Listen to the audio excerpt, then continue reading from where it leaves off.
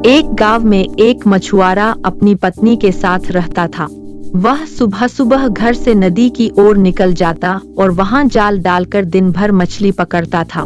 शाम तक जितनी मछली पकड़ पाता उसे बेचकर जो पैसे मिलते उन पैसों से अपना घर चलाता था।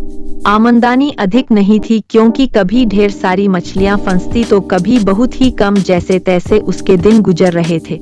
इस पर भी वह संतुष्ट था और सुख चैन से अपना जीवन यापन करता था। लेकिन उसकी पत्नी लालची थी, चाहे वह इतने ही पैसे घर लेकर आए वह कभी खुश नहीं होती थी और उसे उलाहना दिया करती थी। मछुआरा ज्यादा मेहनत करके अधिक से अधिक पैसे कमाकर उसे खुश करने की कोशिश करता था, लेकिन कभी उसे खुश नहीं कर पाता था। एक सुबह जब मछुआरा उठा तो उसका शरीर बुखार से तप रहा था, लेकिन पत्नी के डर से वह जाल लेकर नदी पर चला गए।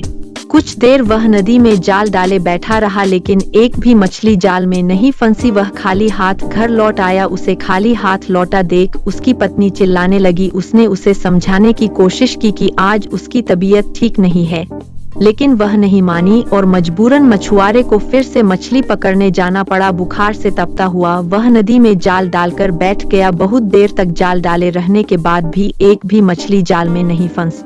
वह निराश होकर लौटने का मन बनाने लगा कि तभी उसे जाल कुछ भारी सा प्रतीत हुआ। वह खुश हो गया कि शायद कोई बड़ी मछली फंस गई है।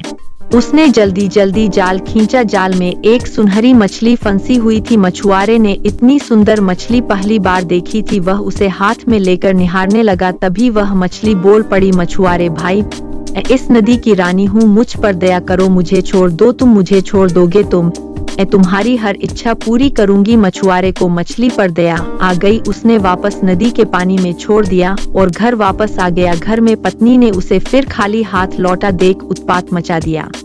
अगर आपको ये कहानी अच्छी लगी हो तो वीडियो को लाइक करें और ऐसी वीडियो देखने के लिए हमारे चैनल स्टोरी टीवी 24 को सब्सक्राइब करें। धन्यवाद।